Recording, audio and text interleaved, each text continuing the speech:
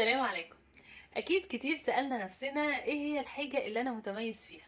ولو كنت لسه ما وصلتش لإجابة للسؤال ده، فانا جايلك من المستقبل اقولك شوية طرق تقدر تعملها عشان تقدر تحدد بالظبط على الحاجة اللي انت متميز فيها وتقدر تنتج بشكل احسن. لان انا كان عندي قناعة انه اكيد انا متولدتش سادة كده، اكيد في حاجة انا بعرف اعملها ومتميزة فيها كمان.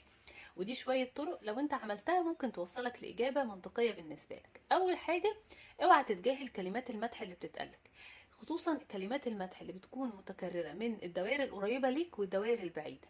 زي مثلا انه دايما انت شخص بيقدر يقدم برزنتيشنز بشكل كويس، بيقدر يتكلم بطريقة لبقة، انت شخص بيعرف يشرح للناس اللي حواليه بشكل مميز وشكل جميل. دي بتكون مش مجرد مجاملات بتتقال من صحابنا او حبايبنا علشان يرفعوا روحنا المعنوية. طالما المعلومة اتكررت من اكتر من حد في مواقف مختلفة، فدي معناها انها فعلا صفة مميزة فيك.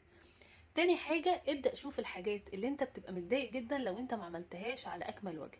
زي مثلا انك انت المفروض تشرح لحد حاجة معينة وانت لسه حاسس انك ما شرحتهاش بطريقة كويسة، فبتبقى من جواك غضبان جدا انك لسه ما شرحتش بالطريقة زي اللي في دماغك. فده معناه ان انت من جواك جسمك عارف بالظبط ومحدد الحاجة اللي انت شاطر فيها، ولكن انت بس لسه مش قادر انك تحددها بشكل واضح.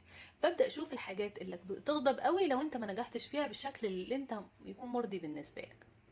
تالت حاجة، اكتب الحاجات اللي انت بتبقى شاطر فيها وانت بتعملها، والحاجات اللي انت بتحب تعملها.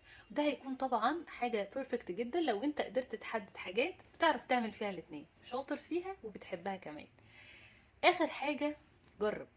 جرب حاجات كتير قوي مختلفة، اكيد حاجة منهم هتوصلك لحاجة انت فعلا مميز فيها.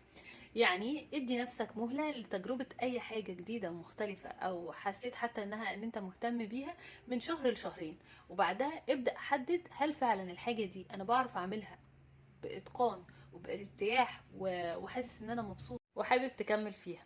لو جربت الطرق دي اكيد ان شاء الله هتوصل للحاجة اللي انت فعلا تكون مميز فيها ومرتاح وانت بتعملها.